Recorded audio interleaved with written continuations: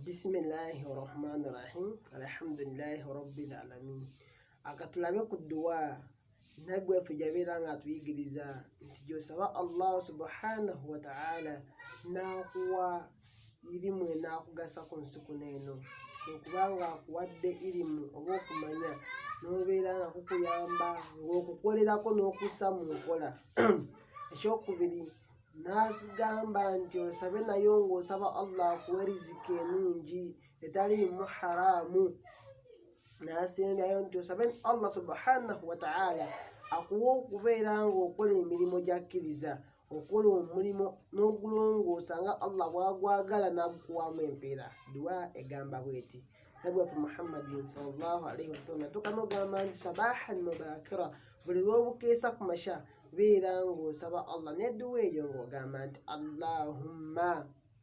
Allahumma inni as'aluka ilma nafi'a wa rizqan tayyiba wa amalan mutakabbala. Eyo dduwa ekozesebwa abantu bonna, obeere ng'oli munnabyabusobozi, businessman oba businesswoman, oba kansuubire nti oli musomi agenda ku ssomero, oba yenna omukozi yenna ekutte ku ibaada.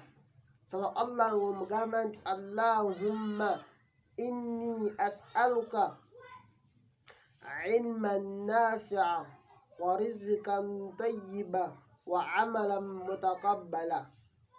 Oba bikutudde ogamba nti Allahumma inni as'aluka ilman nafi'a wa rizqan tayyiba wa amalan mutakabbala. Ogikutudde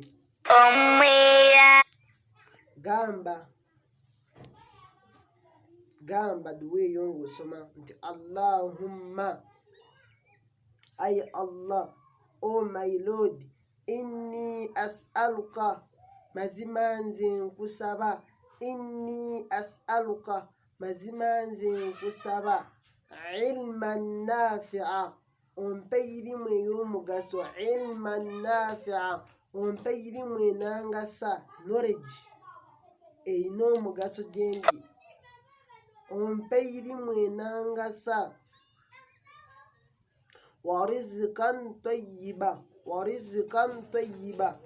ompe n'eriziki enungi, tayyiba, so riziki nga newebeera ntono naye nga tayyiba nga nungi ng'erimu baraka, entono naye ng'erimu baraka ng'enaakugasa ate nga ya halali si haramu, si kulya z'amaanyi abantu, si kulya maali y'abaana, wabula riziki nga Allah yagikuwadde min fadlika, kuva mu birungi bye, mu mawanika ge, mu bugagga bwe n'akuwaamu riziki tayyiba nga nungi, mubaraka nga ya mugaso. Songerako nti wasi'a nga ngazi, so nga ewerako nga nyingi.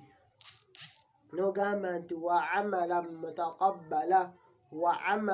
mutakabbala, ay Allah nkusaba ompe okola emirimu mutakabbala gy'okkiriza, ompe okulongoosa emirimu gy'enkola gy'oli, kezibeere ibadaati. Wekuba kusiiba ng'osiiba Allah n'akkiriza, wekube kusala n'osaala Allah n'akkiriza, kekube kuwaayo n'owaayo ng'okozesa bikhulusu niyya nga kiva ku mutima gwo kuli n'owaayo ekintu kekibeere kitono kitya naye nga Allah mutakabbala akkiriza.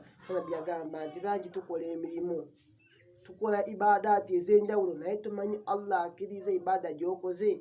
Beera ng'osabanga nnyo Allah buli lw'omala okola ate omulimu gwonna ugambe rabbana taqabbal minni, ay Allah nkusaba okkirize ekyo kye nsobodde okola okuva gye ndi nze, bwentyo bwe nsobodde, naye simanyi oba gwe naawe bwotyo obadde oyagala, kuba tumanyi Allah kyagala. Oyinza okusaala eswala nga gw'olaba ogisadde, oli n'agamba nti swalayo nfu, aba naali Fatiha ekyalimu ensobi, wabula gwe saala ky'osobodde osabe Allah akkirize ekyo ky'osobodde. Ne Ibrahim, nabbi waffe Ibrahim ne Ismaila babagamba ozimba Kaaba ne bazimba, naye bwe baamaliriza baasaba Allah ne bagamba rabbana taqabbal minna innaka anta samiul alim.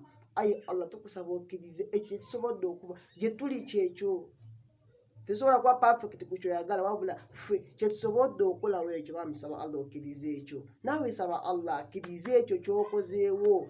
Gamba Allah, nandibadde nsobola okuwaayo emitwalo 2 sigaina nsobodde 10 oba nsobodde 5 bambi Allah nkusaba okkiriza ekyo Allah ajja kukkiriza. Naye buli lwokola omulimu n'oguleka bulesaawo ng'omanyi nze maze okola tomanyi Allah bw'atyo bwagwagadde. So gezaako bw'omala osaba okola omulimu saba Allah akkirize. Dukolesa duwa eno buli kumasha byagamba buli kumasha beerako ogisaba Allah ti Allahumma ay Allah nkusaba ay Allah subhanahu wa ta'ala inni as'aluka mazima nze nkusaba ilman nafi'a ompe ilimu enangasa wa rizqan tayyiba ompe riziki enungi wa amalan mutaqabbala ompe ne okola emirimu emirungi gy'okkiriza. Ompe Allah subhanahu wa ta'ala okola emirimu n'ogikkiriza oba okkirize emirimu gyange ompe emirimu gy'okkiriza nkole emirimu gikkirize. Gamba duwa njiddamu emirundi 2 egisemba. Gamba nti Allahumma inni as'aluka ilman nafi'a wa rizqan tayyiba wa amalan mutaqabbala. Ogusemba Allahumma inni as'aluka ilman nafi'a wa rizqan tayyiba wa amalan mutaqabbala. Duwa zino nziddamu emirundi bwe gityo mba njagala buli omu abeere ng'agitegeera bulungi. Ate duwa zino we mba nzisomesa nziwandiika wansi awo gwe biikula wano onyige kwa ala akali awansi akalinga akalaga ebintu ebiringa prescription ebya vidiyo eno. Duwa eyo ebeera wansi awo n'osobola ogikoopa n'ogyeyigiriza. Lwaki njiddamu bwe ntyo n'ogisomesa mba njagala osabe ekintu ky'owulira ng'okitegeera ku mutima okusinga okuwulira duwa mu Luwarabu n'ogyogera naye nga tomanyi nekyo bitegeeza. That's why ngenzaako okubeera nga mbisomesa wano eno ne mbikubuulira n'amakulu gaabyo osabe Allah ng'osaba ky'otegeera. Wa barakallahu fiikum wa jazakumullahu khairan fi dunya wal akhirah. Assalamu alaikum wa rahmatullahi wa barakatuh.